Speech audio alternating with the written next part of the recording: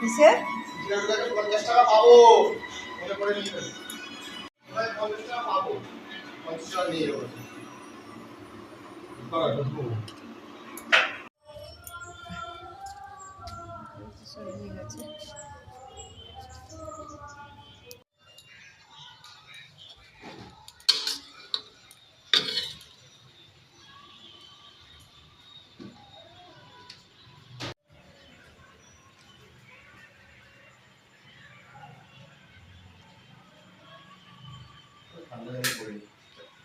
মানে গরম জলে করিস না, তো কপগুলো বেরোয় না।